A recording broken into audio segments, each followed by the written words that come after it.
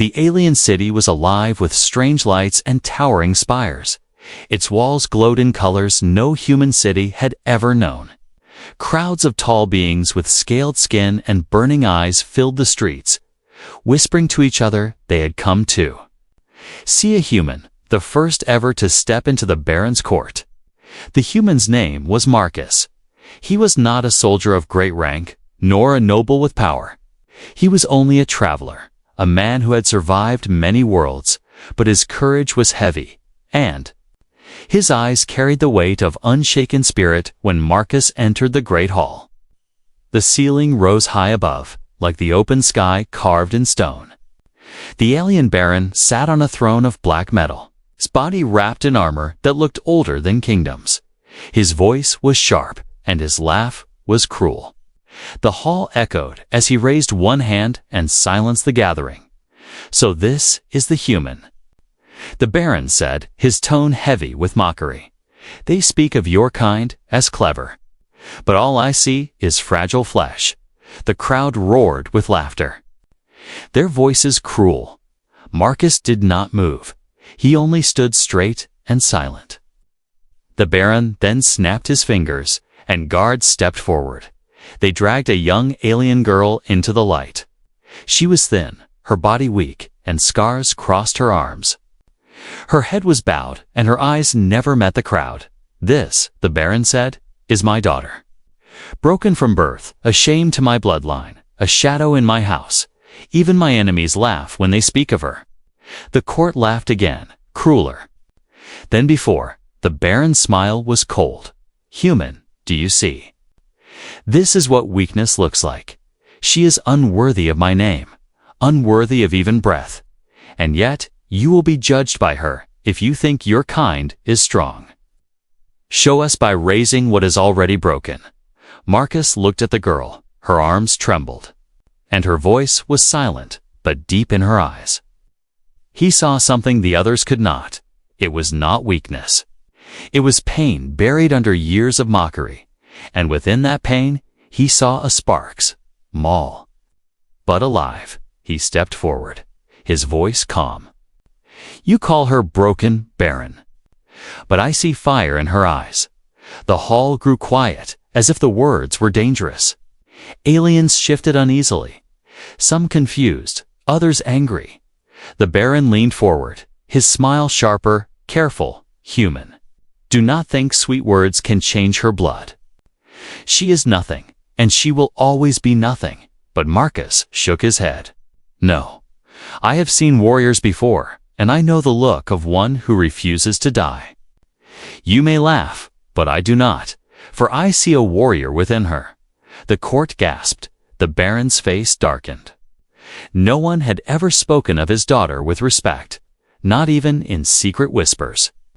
The girl lifted her eyes for the first time, and her gaze met Marcus's. Her hands still shook, but something inside her shifted.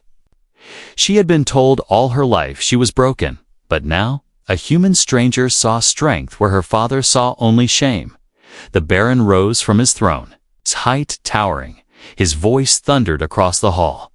"Then prove it, human, you dare to speak against me. You dare to call weakness strength. So I will give you a challenge. Take her, train her, shape her. If she rises, you win. But if she falls, your life will be mine." The crowd roared with excitement, their voices shaking the walls. Bets were shouted, laughter rang, and eyes burned with hunger for drama. The Baron waved his hand, and guards shoved the girl toward Marcus. She stumbled, but he caught her gently. Steadying her steps, he whispered softly to her, though the court could not hear, "You are not broken. You are only waiting to rise."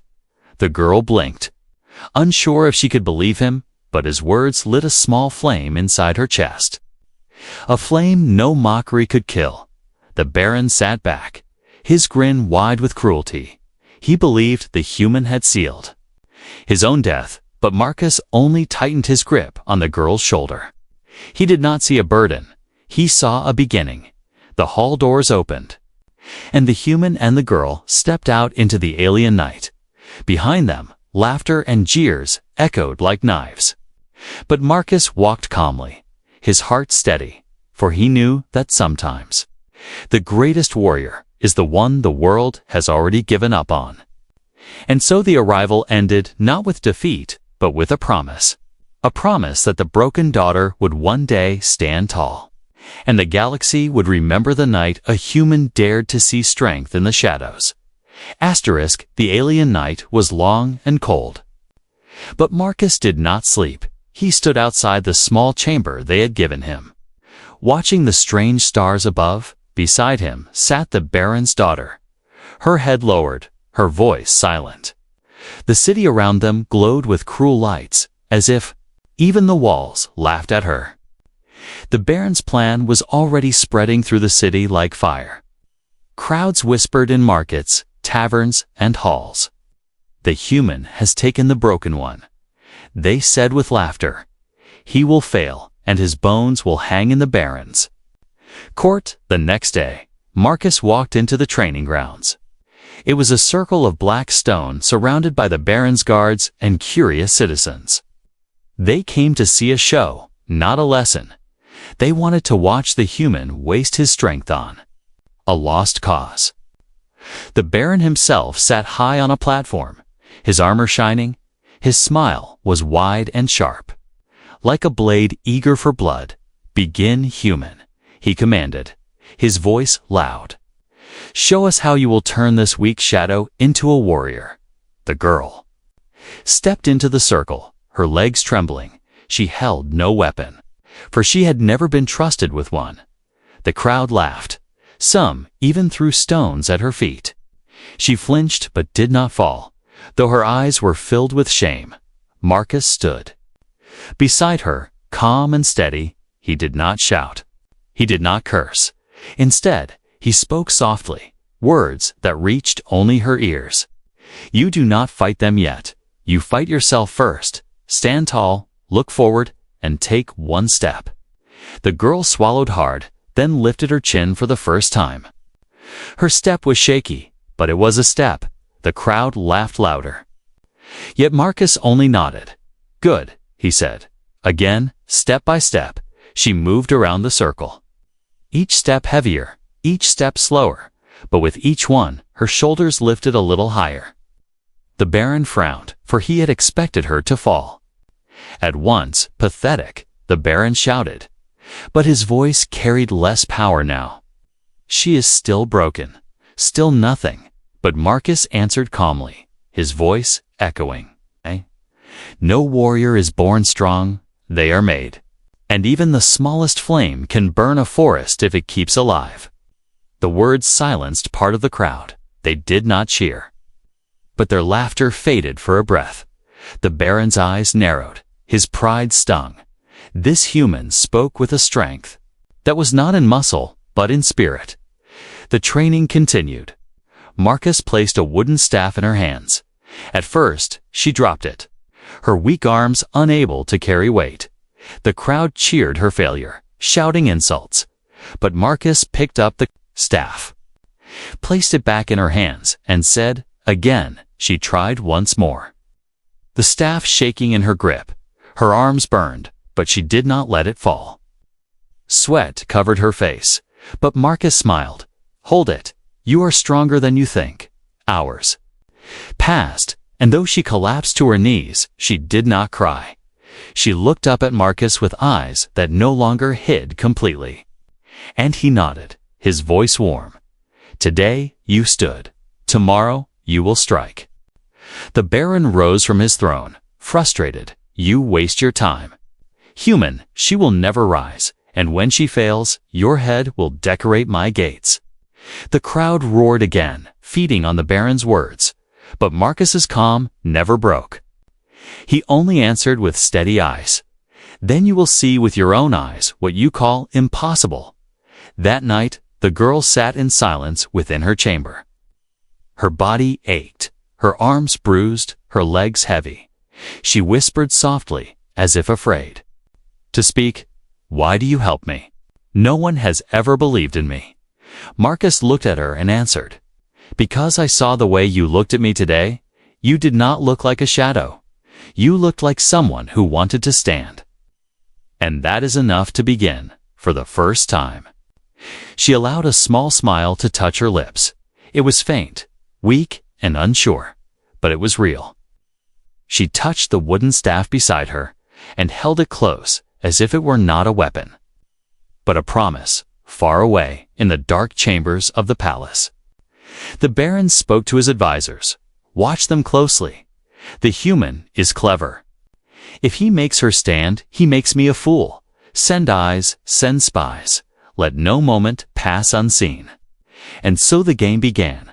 The human trained the broken daughter. The Baron plotted to destroy them. And the city whispered louder with each passing night. But Marcus knew something the aliens could not. He knew that laughter could turn to silence. He knew that weakness could become strength. And he knew that the spark in her eyes would one day blaze like fire. The mockery had turned into a challenge.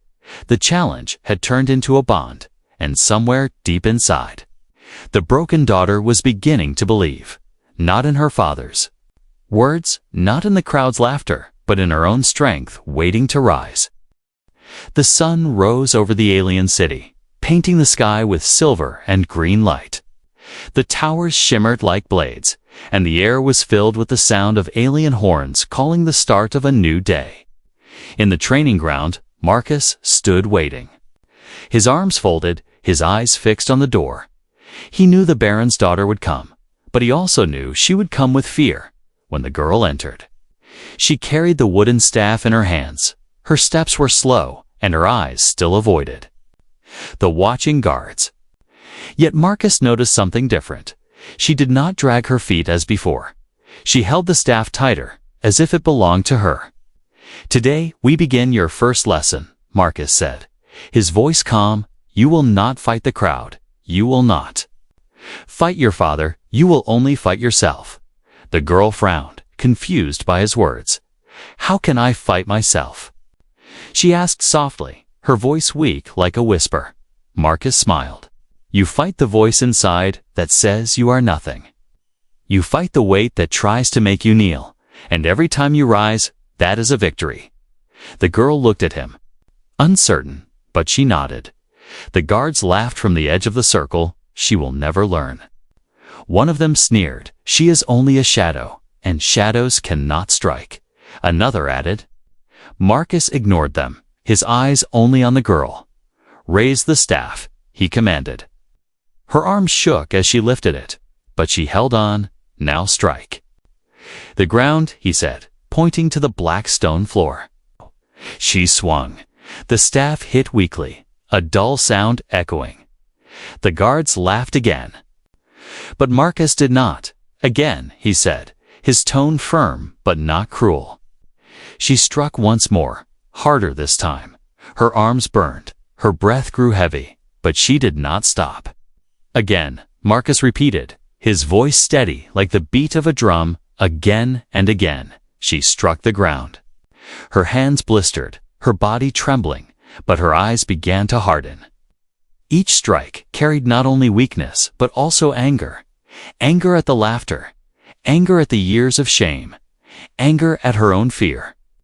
Finally, with one last cry, she struck so hard. The staff cracked at the tip. The sound silenced the guards. Their laughter caught in their throats.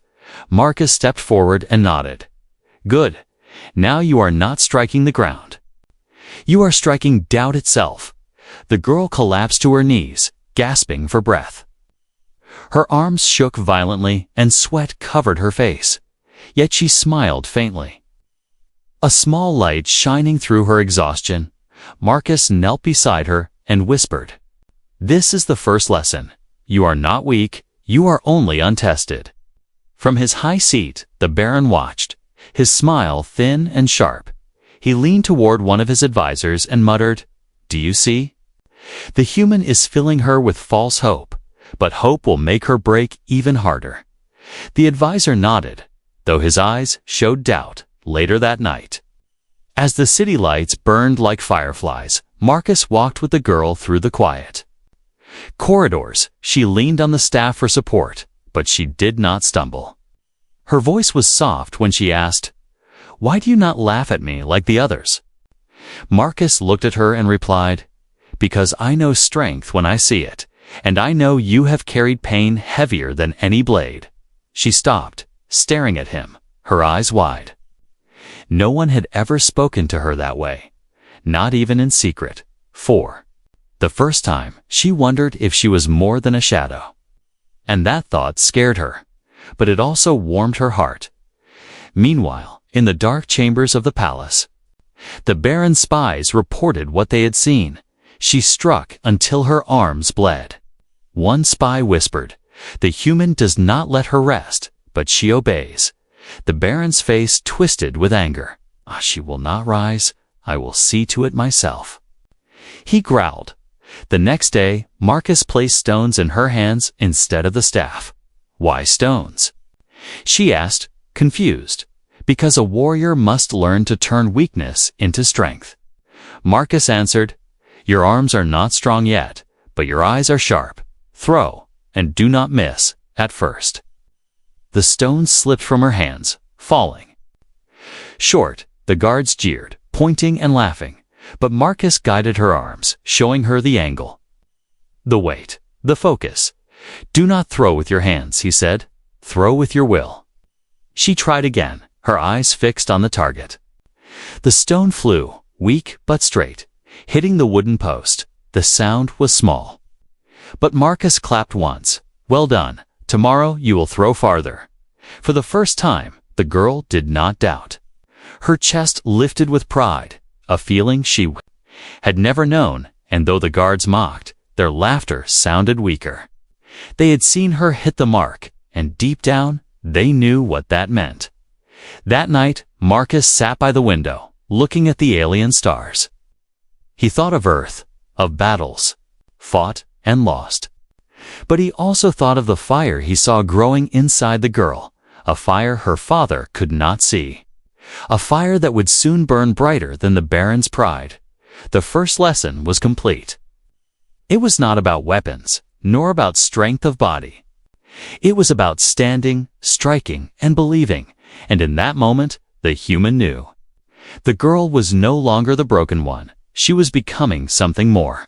Something the galaxy was not ready to face. The city of the Baron never truly slept. At night, its towers glowed like watchful eyes, and its streets filled with whispers.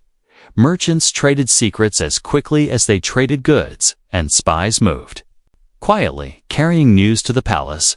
Marcus knew this, and he was not surprised when the shadows began to follow him. He noticed them at the edge of the training ground. Their eyes sharp, their steps silent. They were the Baron's men, sent not only to watch, but also to report. Every strike, every stumble, every breath of the girl was carried back to the throne. The Baron's daughter, however, was unaware. Her focus was on her training, on her aching arms and bruised hands. She had begun to throw stones farther, and though her body remained weak, her spirit grew harder.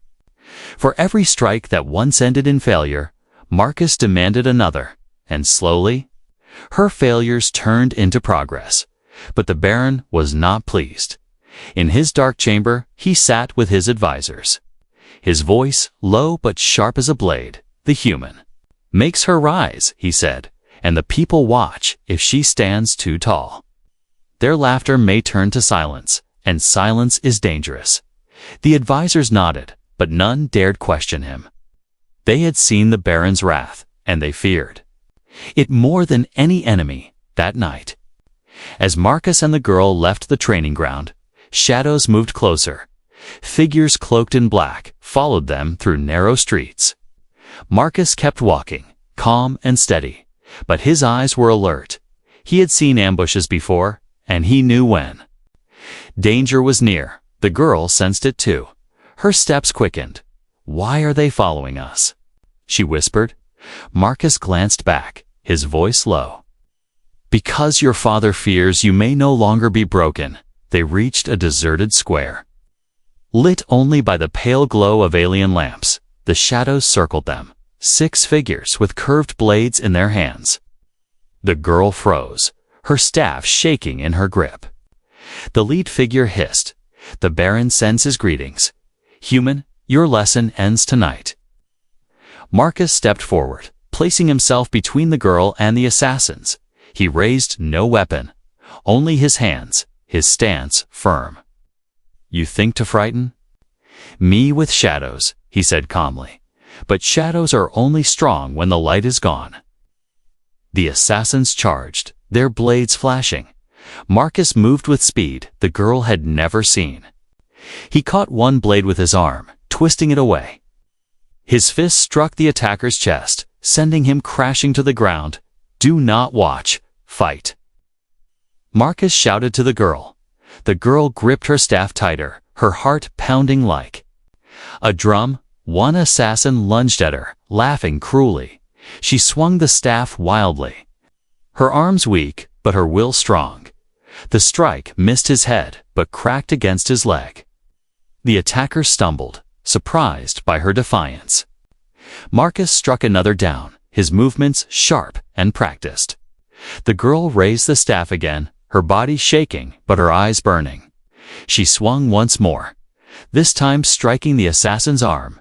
He hissed in pain, dropping his blade. The others pulled back, circling, their confidence shaken.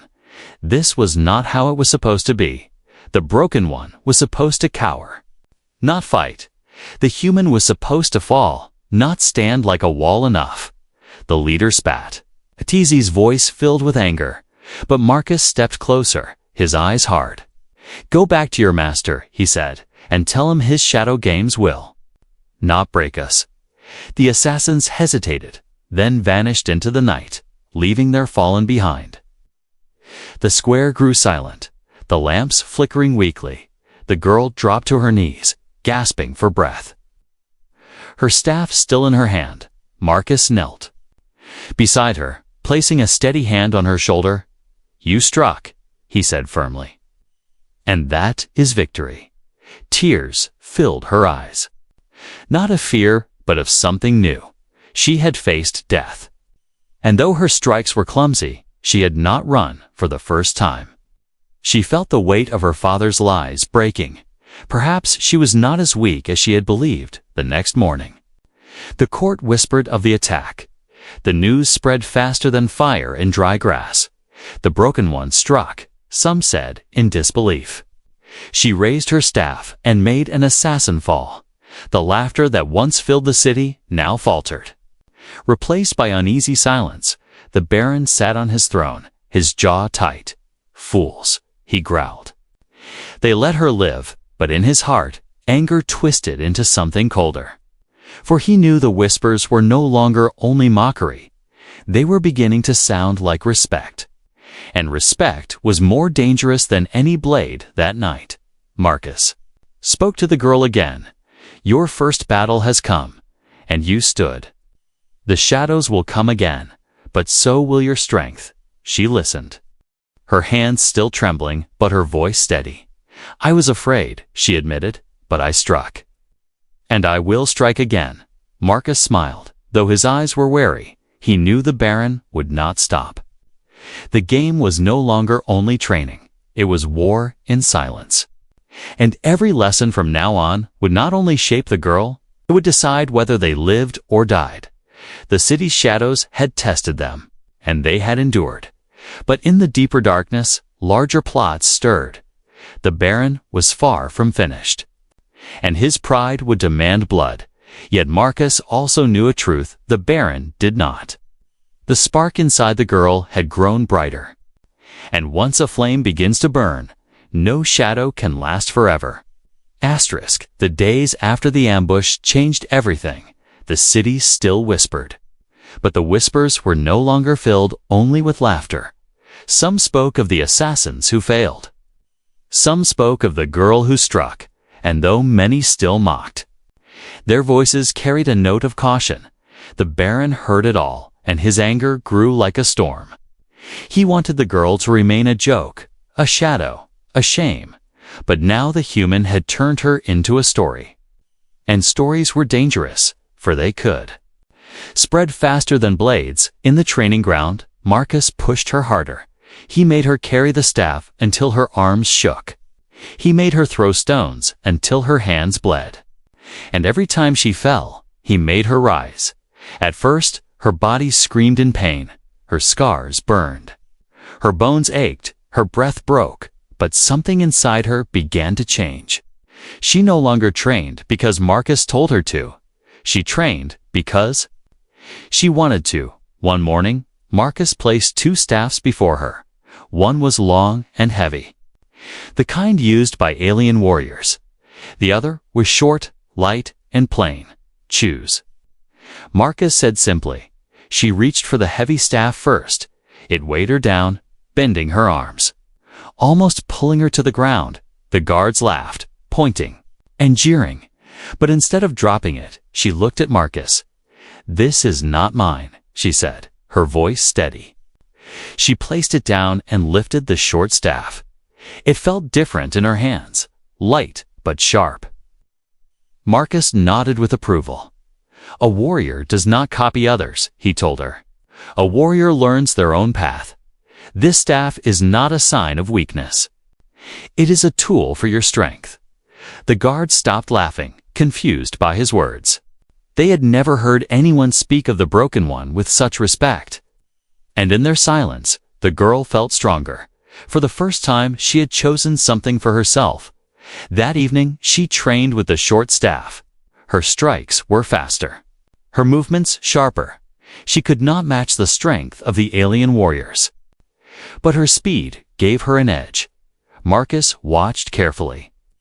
He saw how her scars forced her to move differently. She twisted where others would stand straight. She dodged where others would block.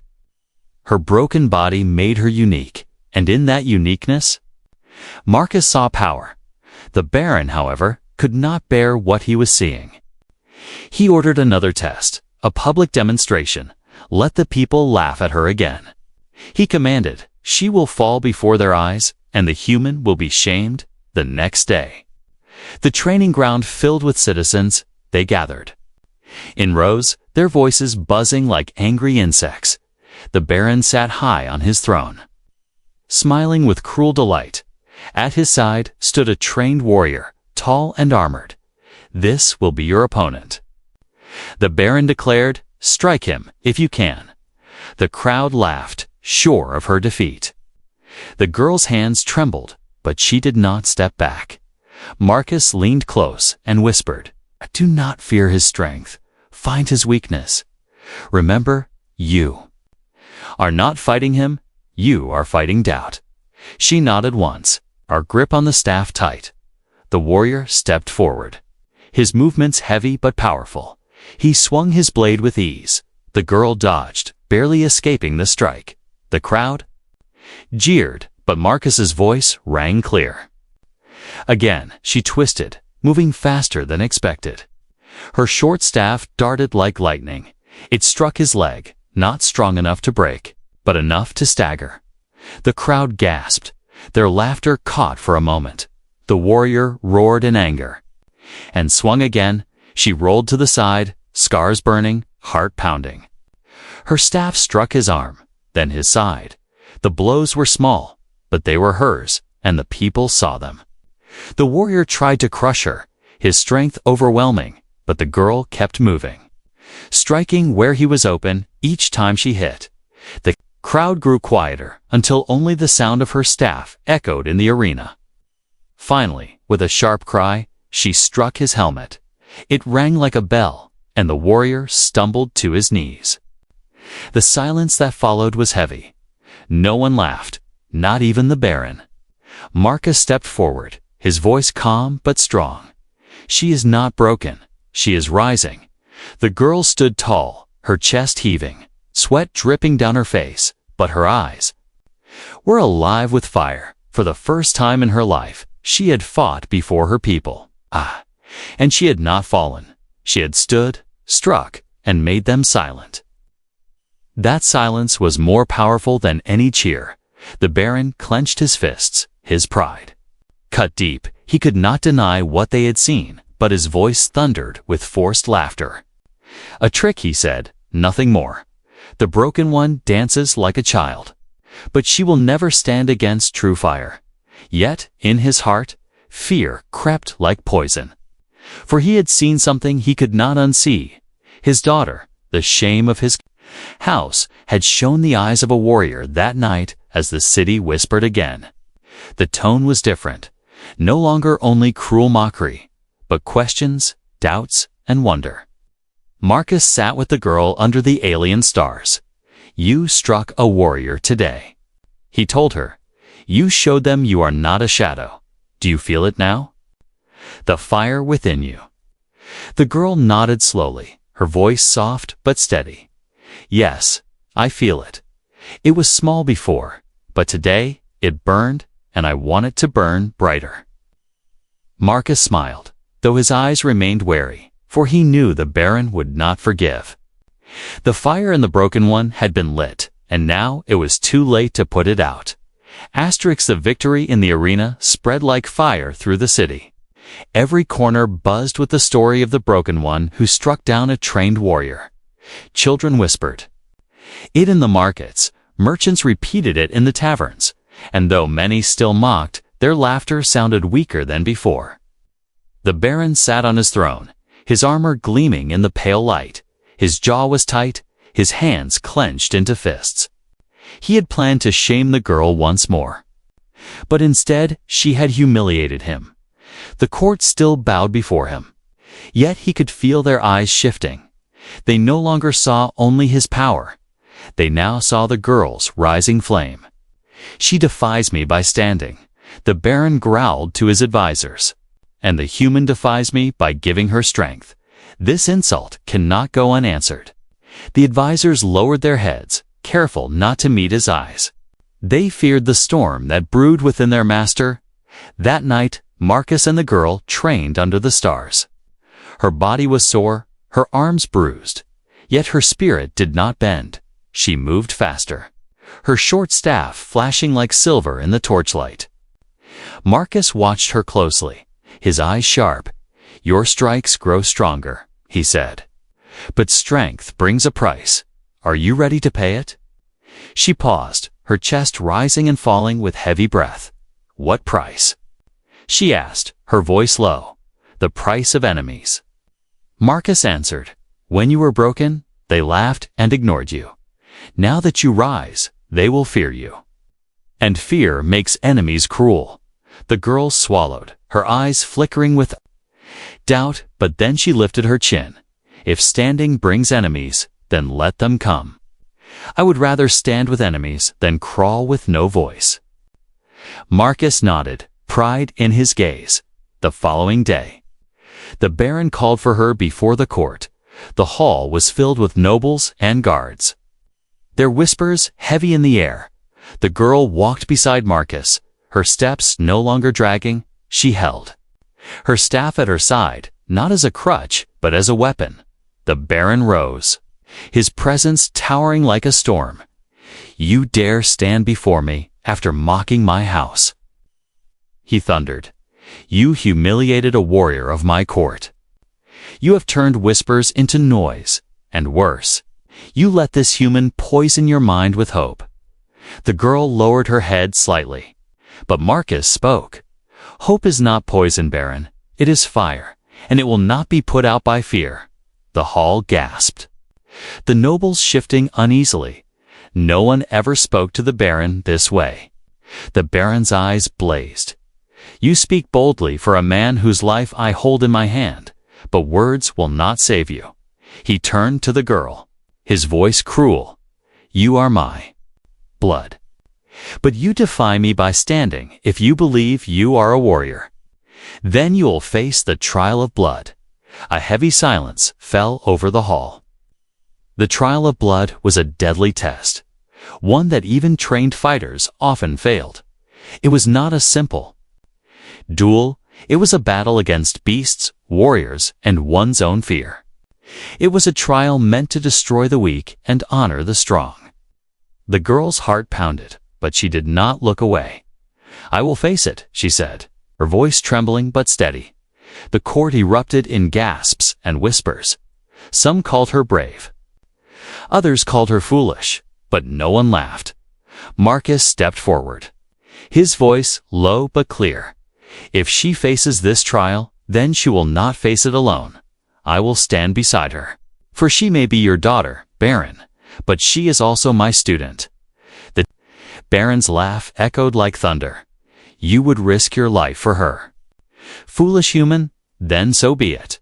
Both of you will face the trial, and when you die, your bones will remind all who dare defy me. That night, the city buzzed with the news.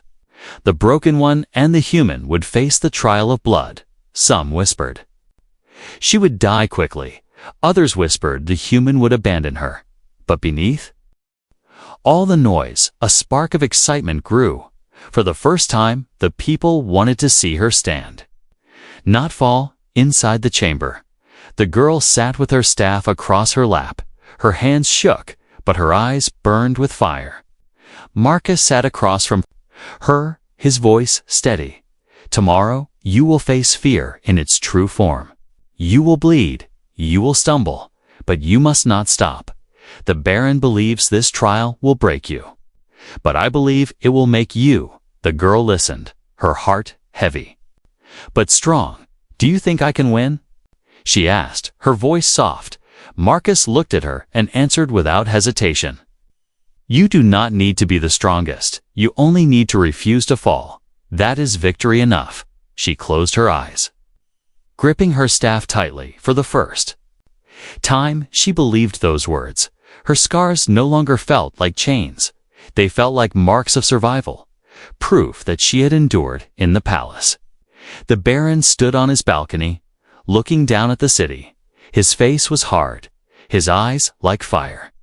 She thinks she can rise, but tomorrow she will drown in her own defiance, he muttered. His laughter was cold, sharp, and merciless, yet even he could not silence the small voice inside him that whispered of doubt. The trial of blood awaited, and with it, the cost of defiance. The girl would either stand as a warrior or fall as a broken shadow, and the galaxy would watch to see which truth would burn brighter. The city awoke to whispers of the coming trial. The trial of blood was spoken of with fear, with awe, and with dark excitement. It was a spectacle, a punishment, and a test all at once. No one had expected the broken one to face it. No one had expected the human to stand beside her. Crowds filled the streets, placing wagers and telling stories. Some said the beasts would devour them within moments. Others claimed the Baron would make the trial longer, just to watch them suffer. Yet, beneath the gossip, something new stirred, a quiet hope, fragile but alive, in the training ground. Marcus prepared her. The morning sun cast long shadows across the cracked stones. He handed her a bundle wrapped in cloth. Inside lay 2 short staffs, carefully balanced. Yours, he said, but lighter, faster, built for your hands. The girl touched them. Her fingers trembling, they felt alive, humming with purpose. She looked up at Marcus, her voice steady. You made these for me. He nodded. A warrior must fight with tools that match their spirit, not the ones forced upon them. She practiced with the twin staffs, her movements sharp and swift.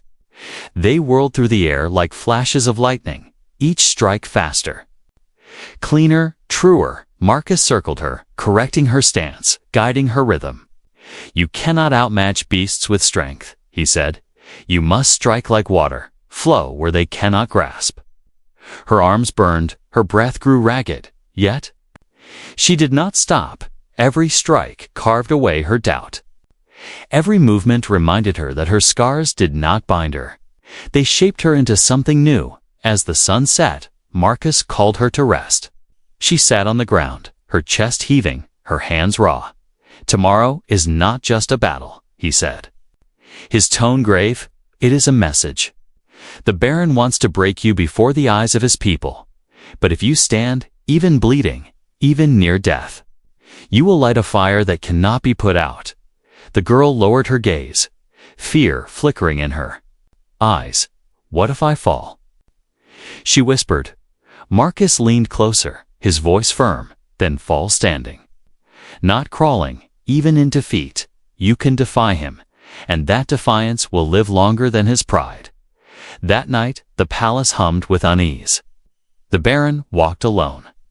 In his chamber, his cloak trailing behind him. He stared at the sharp blade mounted on the wall, a weapon of his ancestors, heavy with blood. He clenched his fist. They think she has fire, but tomorrow I will drown it. The human will die. And she will crawl again, broken forever. Yet his thoughts betrayed him. For every time he imagined her crawling, he also remembered her standing, her small frame striking down a warrior before all eyes, her gaze steady. Her scars like banners of defiance. The image gnawed at him, poisoning his certainty. In the lower quarters of the city, whispers spread among the poor. She stood against a warrior. They murmured, "She may stand against beasts too." Children mimicked her movements with sticks. Old soldiers shook their heads, but smiled quietly. Hope had begun to creep into places the Baron never wanted it to reach. At dawn, the guards led Marcus and the girl through the stone halls. The echo of their steps was heavy. She held her twin. Staffs close, her knuckles white. Marcus walked beside her, his expression calm.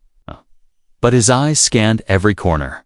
He knew the Baron would not make this trial fair.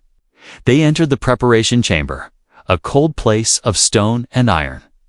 The walls bore marks of claws and blood. The stench of beasts hung in the air. The girl shivered, but she did not turn back. She placed her staffs across her lap and closed her eyes. Marcus knelt beside her, his voice low. "This is the last time I can guide you before the trial begins, so listen carefully. The beasts will charge with fury. The warriors will strike with pride. But both have the same weakness. They believe you are weak. Use their belief against them." She opened her eyes, fire glowing beneath her fear.